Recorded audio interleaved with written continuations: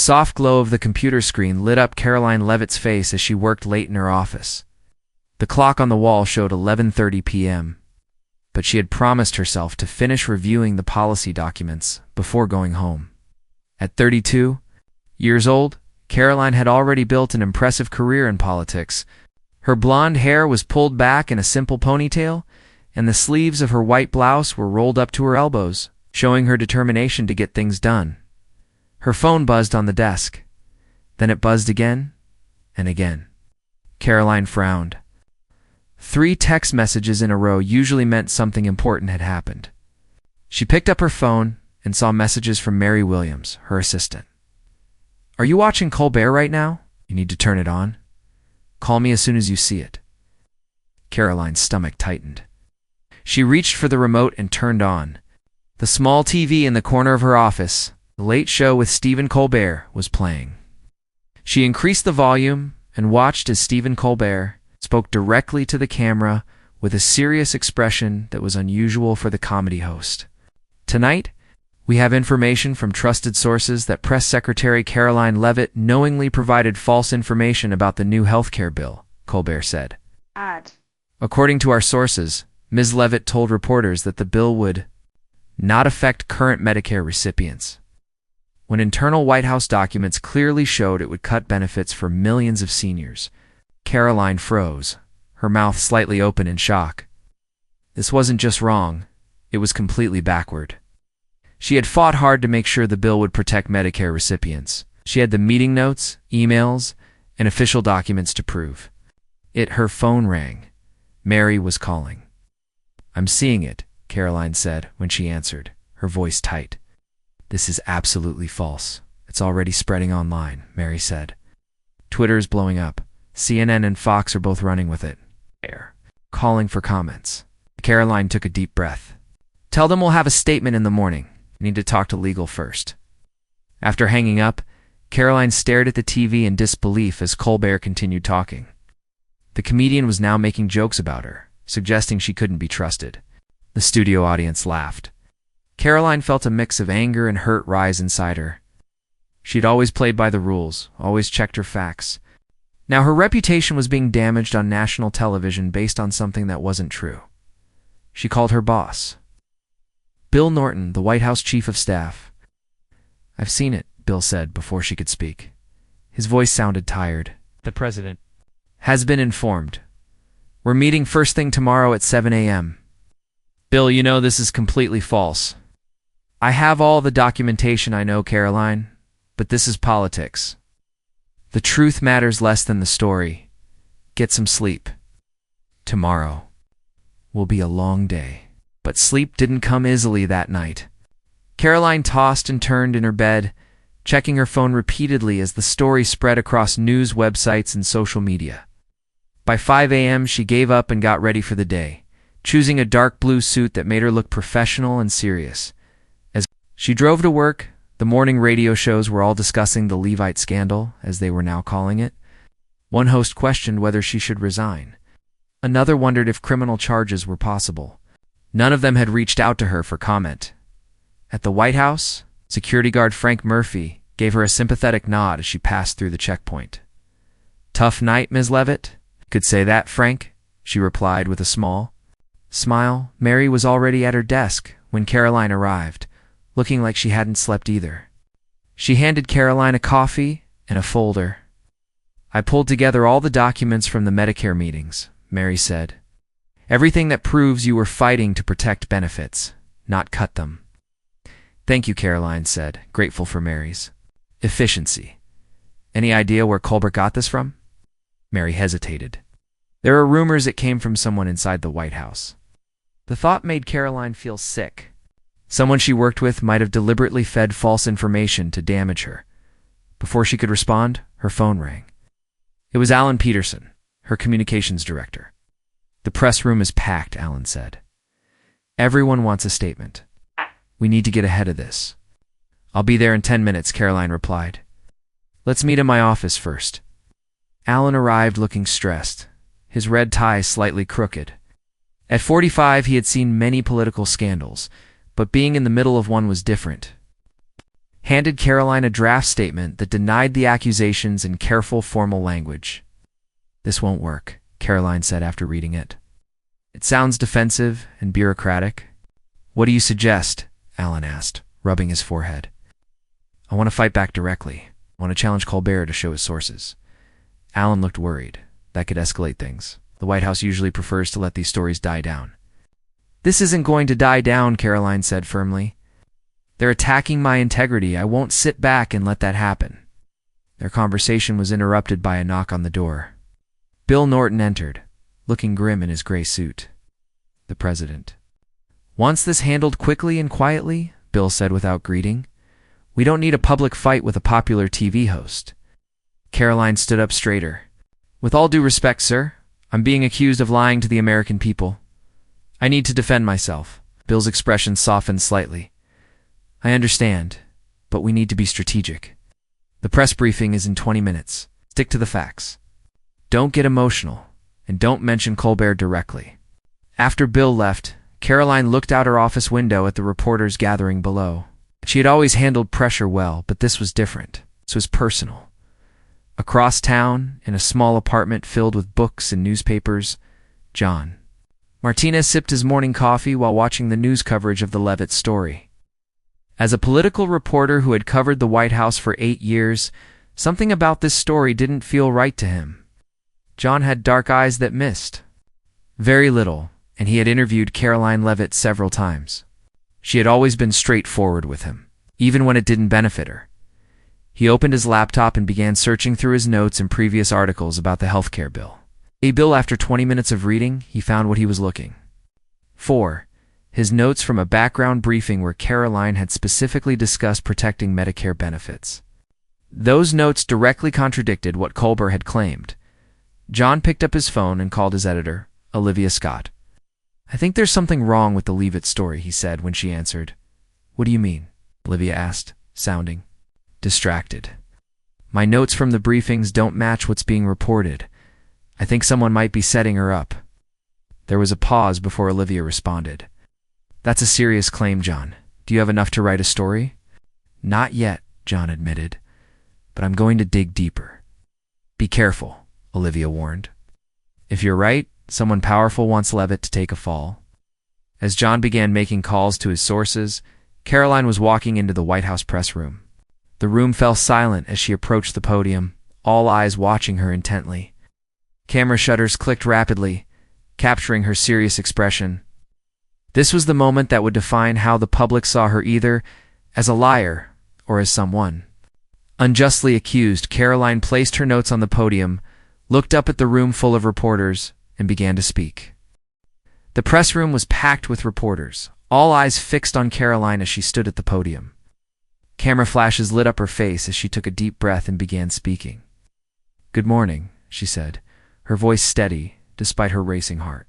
"Last night, serious and false accusations were made about my work on the healthcare bill. I want to be absolutely clear. I have never misled the American people about this or any other matter." Karoline looked directly into the main camera. "Claim that I said the bill would not affect Medicare recipients while knowing it would cut benefits is completely false. In fact, I fought to make sure this bill would protect those benefits. I have the documents, emails, and meeting notes to prove it." Hands shot up across the room, reporters eager to ask questions. Karoline pointed to a woman in the front row. "Suzanne Diaz, Washington Post. Will you be releasing these documents you mentioned?" "Yes," Karoline replied. "My team is preparing them now. We will make them available this afternoon." Another reporter stood up without being called on. "You know who might have given this information to Colbert?" Karoline's grip on the podium tightened slightly. "I don't know the source of these false claims. What I do know is that they are untrue, and I will defend my reputation." For 20 minutes, Karoline answered questions, keeping her answers direct and firm. She did not mention Colbert by name, following Bill's advice, but everyone knew who she was talking about. When she finally left the podium, she felt drained but satisfied with her performance.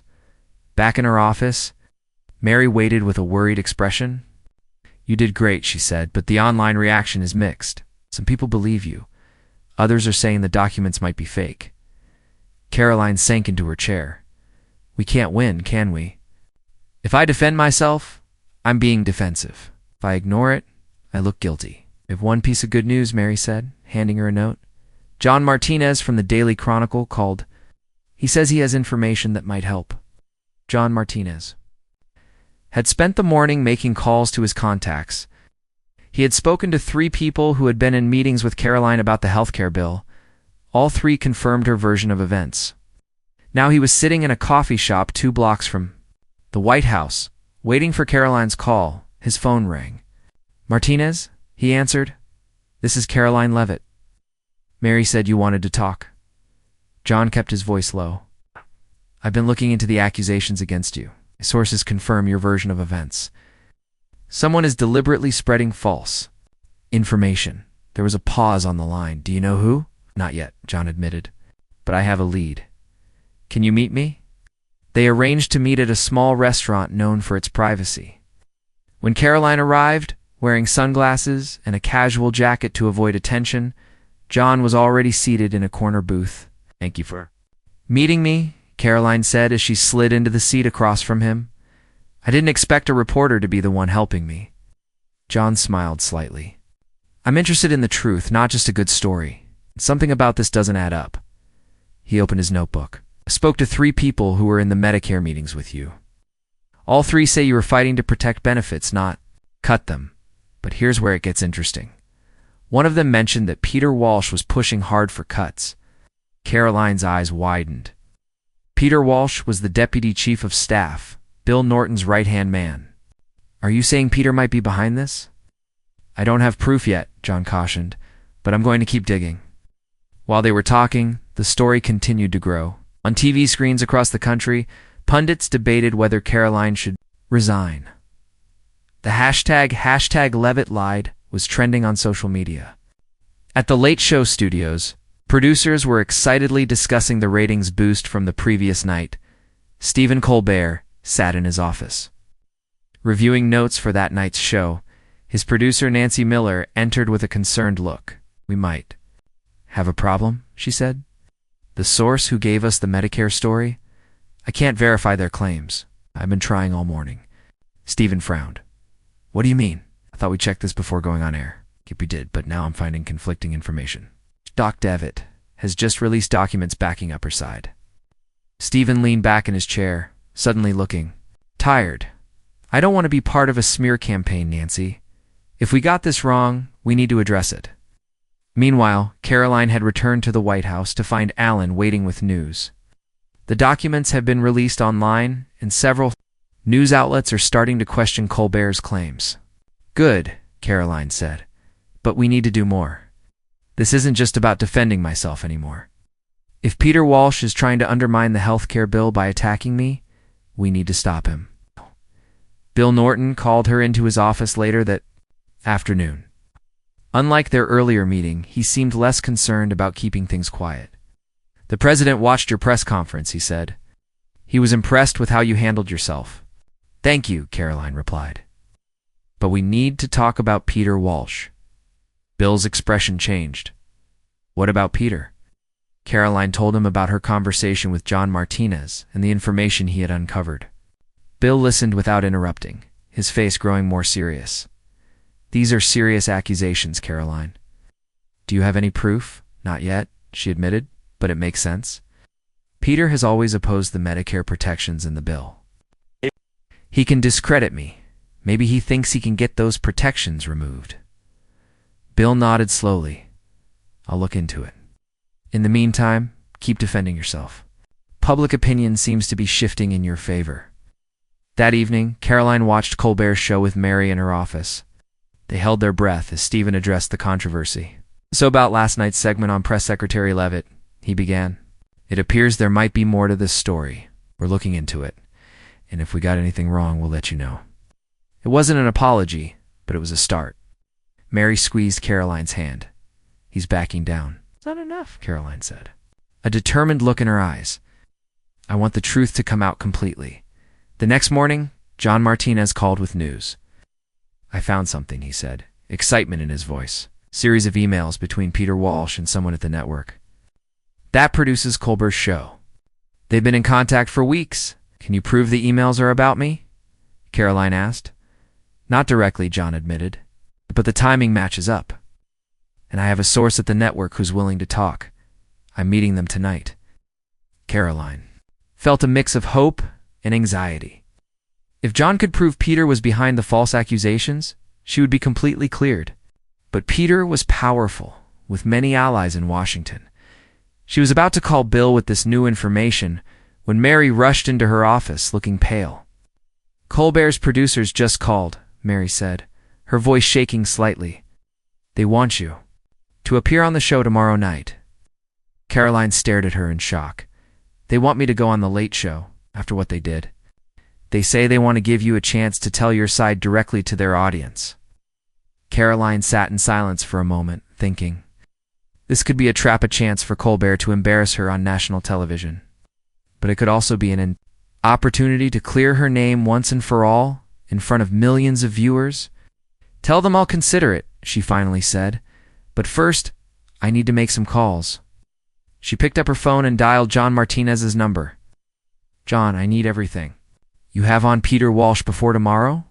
Colbert wants me on his show. It's either very brave or very crazy, John replied. But I'll get you what you need. As she hung up, Karoline looked out her office window at the Washington skyline. The next 24 hours would determine the future of her career and possibly expose a plot that went beyond just ruining her reputation. Karoline spent the rest of the day in meetings with her team, discussing whether she should appear on Colbert's show. The room was divided. It's too risky, Alan said, pacing back and forth. Late-night shows are designed for laughs, not serious discussions. They could edit the segment to make you look bad, Mary disagreed. This is a chance to speak directly to millions of viewers. The press conferences aren't enough. Most people only see short clips on the news. Karoline listened to both sides, weighing the risks against the potential benefits. Her phone buzzed with a text from John Martinez. Meeting my source now. We'll call you after. Outside the White House, John sat in his car, watching people enter and leave a small bar in downtown Washington. His source, a production assistant from Colbert's show named Sam Turner, had agreed to meet him there. After 20 minutes of waiting, John spotted a young man matching Sam's description entering the bar inside. This time, Sam was already nervous, constantly looking over his shoulder as John approached. Thanks for meeting me, John said, sliding into the booth across from him. I understand this is risky for you, Sam nodded. I could lose my job for this, but what's happening isn't right. Tell me about the emails between Peter Walsh and your show, John said, taking out a small notepad. Sam leaned forward, speaking quietly. About 3 weeks ago, someone from Walsh's office contacted our researcher, Lisa. They said they had a big story about the healthcare bill that would make great TV. Lisa brought it to the producers, and they loved it. Did they verify the information? John asked. They thought they did. The source provided what looked like internal memos. But after Leavitt's press conference, Lisa checked more carefully and realized the memos might be fake. Do you know who created these fake memos? Sam shook his head. I don't have proof, but I overheard Nancy, our head producer, on the phone yesterday. She was angry, saying something like, You promised this was solid, Peter. That's when I decided to contact you, John wrote quickly, his excitement growing. This could be the evidence they needed. Back at the White House, Karoline received a call from Bill Norton. I've been looking into Peter Walsh, Bill said without greeting. There's something you should know. He met with healthcare industry lobbyists the day before the Colbert segment aired. The same lobbyists who opposed the Medicare protections, Karoline said, the pieces falling into place. Exactly. I've scheduled a meeting with the president for tomorrow morning. I think you should be there. After hanging up, Karoline called John Martinez, who shared what he had learned from Sam Turner. The evidence was building. Peter Walsh had apparently worked with lobbyists to create fake memos, then leaked them to Colbert's show to discredit Karoline and undermine the healthcare bill. I'm going on the show, Karoline decided, but I need those fake memos. Can your source get copies? I'll ask, John promised. But be careful, Karoline. If Walsh realizes you're onto him, he might try something else. That evening, Karoline received an unexpected visitor at her apartment. Mary had called to warn her that Peter Walsh was looking For her? So Karoline wasn't surprised when her doorbell rang, and she saw Peter standing in the hallway. She opened the door, but didn't invite him in. "Peter, what brings you here?" Peter Walsh was tall and well-dressed, with gray hair and cold eyes. He smiled, but the smile didn't reach those eyes. "I heard you're considering going on Colbert's show. I wanted to advise against it." "Really? Why is that?" Karoline asked, keeping her face neutral. "It's not the right forum for a serious discussion. The White House needs to present a unified front, not engage with comedians." Karoline studied him. Was he nervous? His left hand kept touching his watch, a habit she had noticed before when he was under pressure. "I appreciate your concern," she said, "but I've already decided to accept the invitation." Something flashed in Peter's eyes, anger, or maybe fear. "That's a mistake, Karoline. The president won't approve." "Actually, I'm meeting with the president tomorrow morning. I'll ask him directly." Peter's smile disappeared. "What's this meeting about?" "Medicare protections in the healthcare bill? And some interesting connections between lobbyists and fake memos, normal press secretary stuff." Peter took a step back. "I don't know what you think you know, but be careful making accusations you can't prove." With that warning, he turned and walked away. Karoline closed the door, her heart racing. She immediately called John. "Peter Walsh just came to my apartment to warn me against going on Colbert's show. He's getting desperate," John said. "That's good news for us. My source came through with copies of the fake memos. They have metadata showing they were created on Peter's computer." The next morning, Karoline joined Bill Norton for the meeting with the president. In the Oval Office, she presented the evidence they had gathered, the fake memos, the lobbyist connections, and the testimony from Sam Turner about Peter's involvement. With Colbert's show, the president listened without interrupting, his expression growing more serious. When Karoline finished, he looked at Bill. "Where is Peter now?" "Waiting outside, sir." "I told him you wanted to see him after our meeting." The president nodded. "Bring him in." Peter Walsh entered the Oval Office with confidence, but that confidence faltered when he saw Karoline sitting with the president. "Peter," the president said, "Ms. Leavitt has shared some concerning information with me. I'd like to hear your explanation." Peter glanced at the documents on the desk, then at Karoline. "I don't know what Ms. Leavitt has told you, but I've only ever acted in the best interests of this administration." "By working with lobbyists to undermine our healthcare bill?" the president asked. "By creating fake memos to discredit my press secretary on national television?" "Those are serious accusations," Peter said, his voice tight. "I deny them completely." The president picked up one of the documents. The metadata on these fake memos links them directly to your computer. "Peter, we have witnesses who heard you speaking with Colbert's producers. What exactly are you denying?" Peter's face paled. He looked from the president to Bill to Karoline, searching for sympathy and finding none. "I was trying to protect this administration," he finally said. "The Medicare protections will cost us. Support from key donors? I thought if we could reopen that part of the bill by destroying my reputation," Karoline asked, anger finally breaking through her professional demeanor. The president held up his hand. "That's enough, Peter. I want your resignation on my desk within the hour, if any of this leaks to the press before Ms. Leavitt's appearance. On Colbert's show, I'll make sure everyone knows exactly why you're leaving." After Peter left, the president turned to Karoline.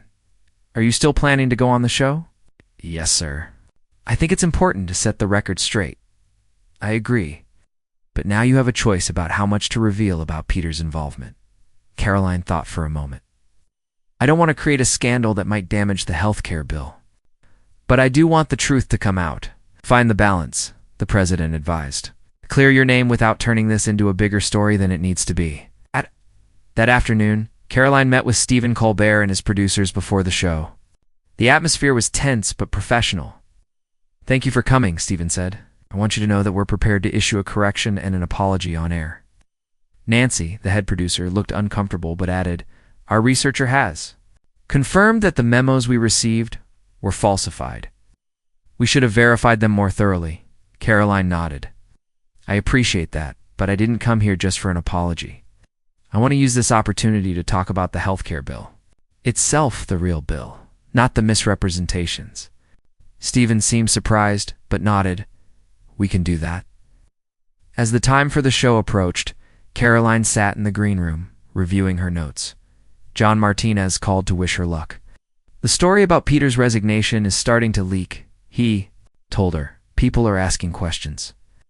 Let them ask, Karoline said. Tonight I'll give them answers. Mary arrived with a change of clothes for the show, simple but elegant blue dress that would look good on camera. Are you nervous? She asked as Karoline changed. Strangely, no, Karoline replied. For the first time since this started, I feel completely in control. Production assistant knocked on the door. 5 minutes, Ms. Leavitt. Karoline took a deep breath and stood up. The time had come to face Stephen Colbert and the millions of viewers who had heard his accusations against her, but now she was ready to fire back. The lights of the Late Show studio were bright and hot as Karoline walked onto the stage. Audience applauded. But she could feel the uncertainty in their response, the usual enthusiastic welcome Colbert's guests received. Some people in the crowd probably still believed she had lied about the healthcare bill. Stephen Colbert stood to greet her, shaking her hand before they both sat down. He looked different in person than he did on TV, more serious, less animated. His smile seemed forced as the applause died down. Thank you for coming, Press Secretary Leavitt, Stephen began. I know this isn't an easy situation. Thank you for having me, Karoline replied, her voice steady, despite the butterflies in her stomach. She had practiced this moment many times in her head, but facing a live audience of hundreds and, knowing millions more were watching at home, was still intimidating.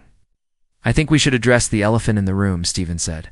On Monday's show, I made some serious accusations about your statements regarding the Medicare provisions in the new healthcare bill. Karoline nodded, waiting for him to continue. Since then, new information has come to light. Stephen looked uncomfortable as he turned to the camera. We've learned that the documents provided to us were falsified. Ms. Leavitt did not mislead the public about the Medicare provisions, and I owe her and our viewers an apology. A murmur ran through the audience. This wasn't what they had expected. I appreciate that, Stephen, Karoline said. But I didn't come here just for an apology. I came to talk about what really happened and why it matters. Stephen gestured for her to continue, looking relieved to let her take control of the conversation. The healthcare bill that we've been working on for months includes strong protections for Medicare recipients, Karoline explained.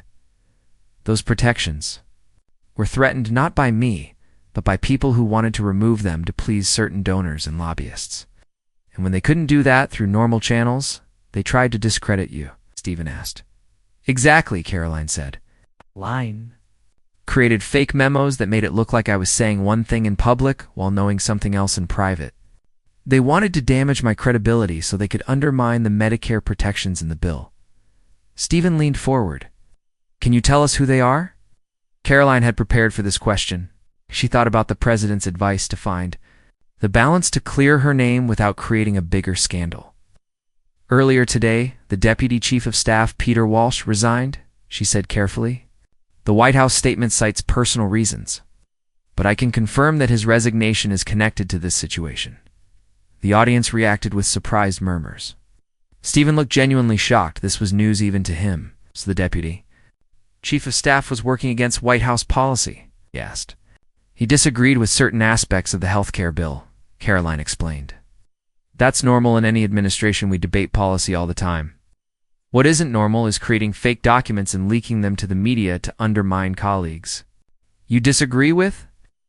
Back at his apartment, John Martinez watched the interview on TV, smiling at Karoline's composed performance. His phone rang. It was Olivia, his editor. Are you seeing this? Olivia asked when he answered. Ask. She's confirming everything you reported. Most of it, John replied. She's being careful not to make this all about Walsh. Smart move, Olivia said. So, when can I expect your full story? This is front-page material. We'll have it ready by morning, John promised. He hung up and continued watching the interview. On screen, Stephen was asking Karoline about the healthcare bill itself. Let's talk about what's actually in this bill. He said, what do these Medicare protections really mean for seniors? Karoline welcomed the chance to discuss policy rather than scandal. The bill ensures that all current Medicare benefits remain intact, and it adds coverage for dental and vision care for seniors over 65. It also caps out-of-pocket expenses for prescription drugs at $2,000 per year. That sounds like good news for a lot of people, Stephen commented. It is, Karoline agreed. And that's why it was so important to me to set the record straight. This isn't just about my reputation. It's about making sure Americans know the truth about a bill that will help millions of people. The audience applauded, more enthusiastically. This time, Karoline could feel the mood in the room shifting in her favor at the White House. Mary Allen and several other staff members watched the interview in Karoline's office. They cheered as she handled each question with confidence and clarity. Oh. Knocking it out of the park, Allen said, impressed. Mary nodded, relief evident on her face. I knew she could do it. On the show, Stephen shifted to a more personal question. This must have been an incredibly difficult few days for you. How did it feel to be accused of lying on national television? Karoline took a moment before answering. It was painful, she admitted. I've worked hard to build a reputation for honesty. To have that questioned so publicly was one of the hardest things I've ever experienced. And yet you decided to come on this show, the very place where the accusations were made, Stephen noted. That took courage. Or foolishness, Karoline said with a small smile, getting a laugh from the audience. But I believed it was important to address this directly. In politics, we often talk past each other through press releases and social media. Sometimes you need to sit down face to face. The audience applauded again, and even Stephen joined in this time as the interview continued.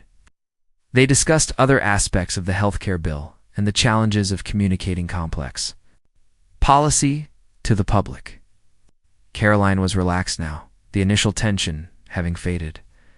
She even managed to make a joke about Washington politics that got a big laugh from the crowd when they went to a commercial break. Stephen leaned over to speak privately with Karoline. You're doing great, he said. The audience loves you.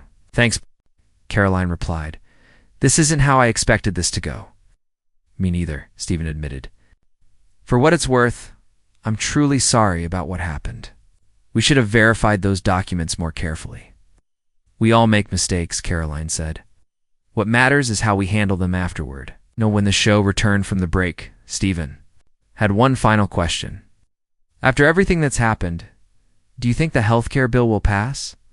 I do, Karoline said confidently.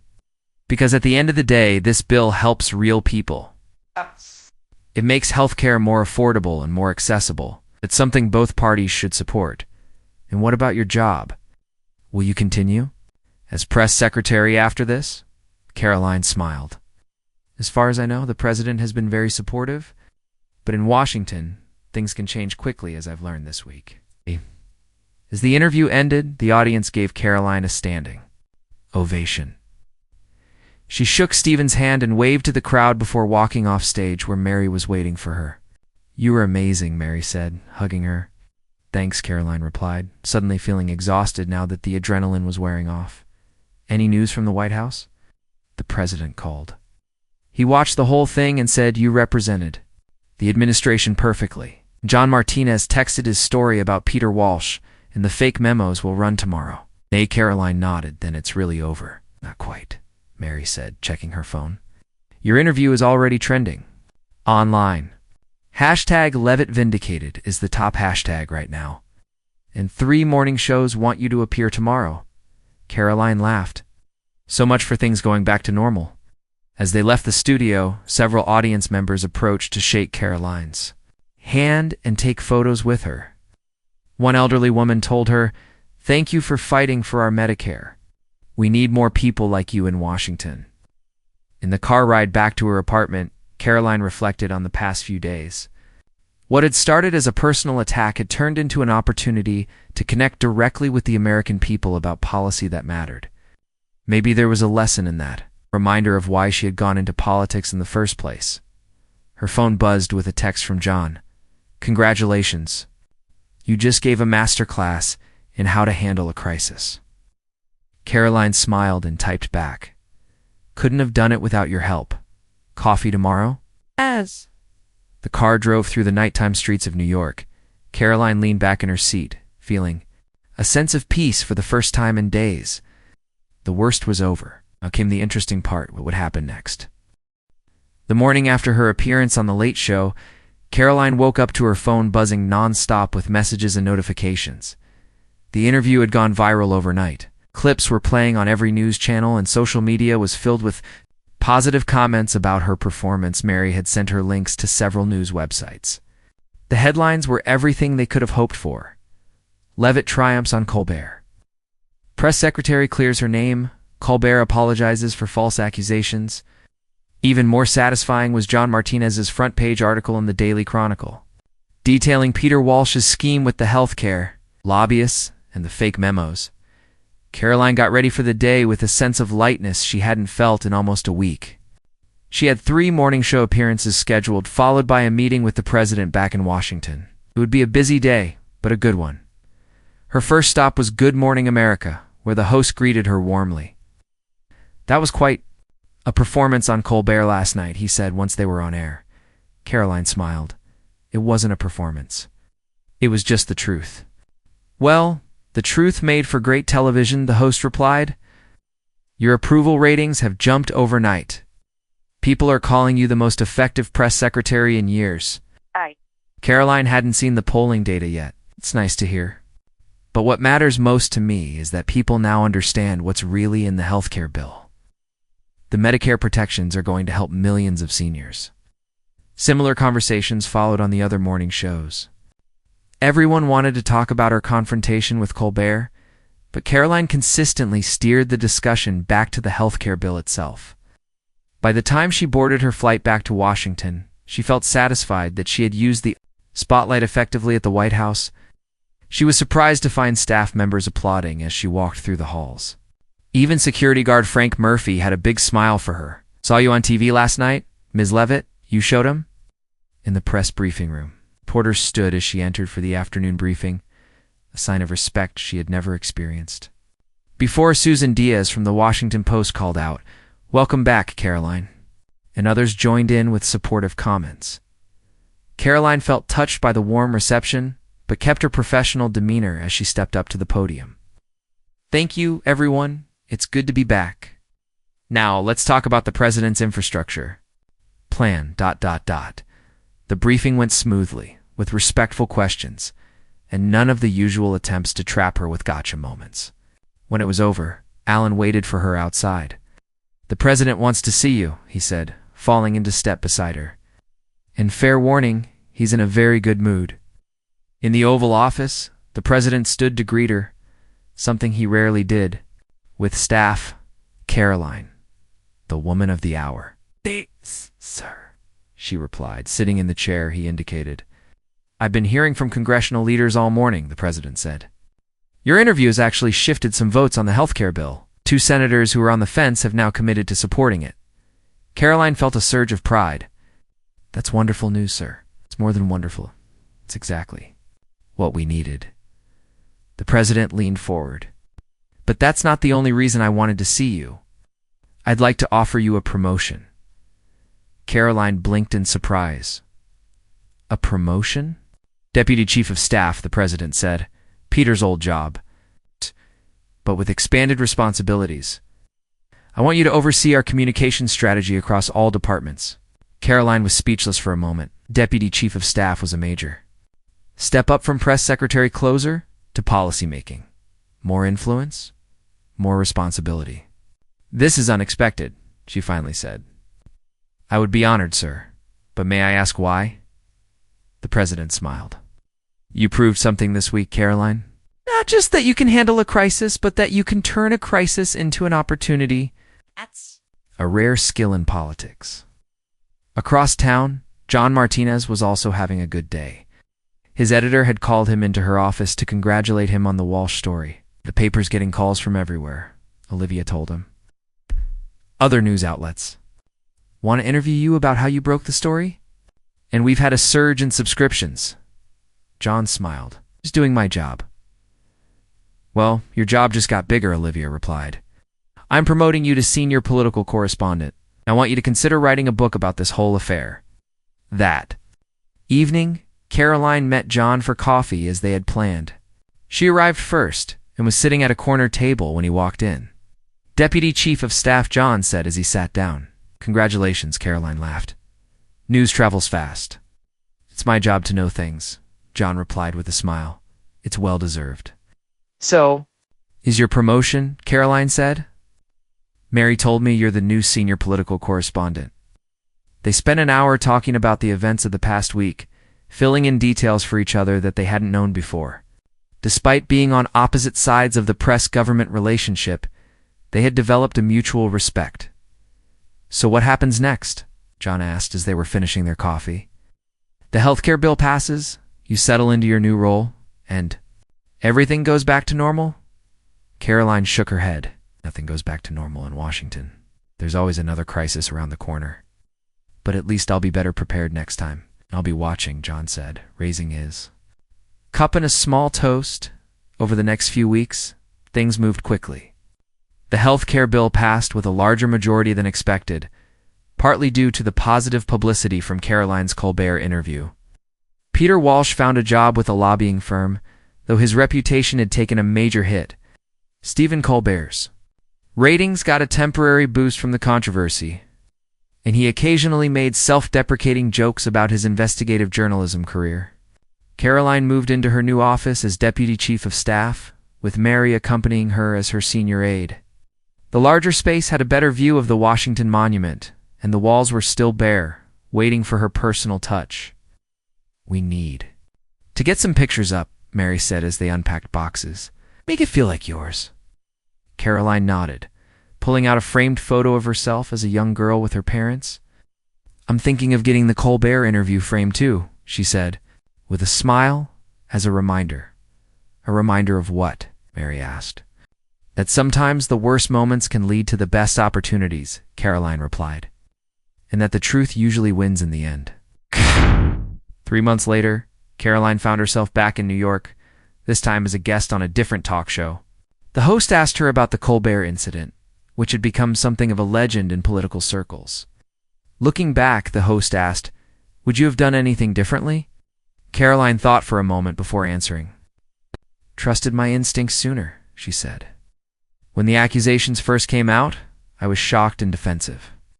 It took me a while to realize that the best defense was to go on offense, to actively fight for the truth rather than just deny the lies. A lesson for all of us," the host commented.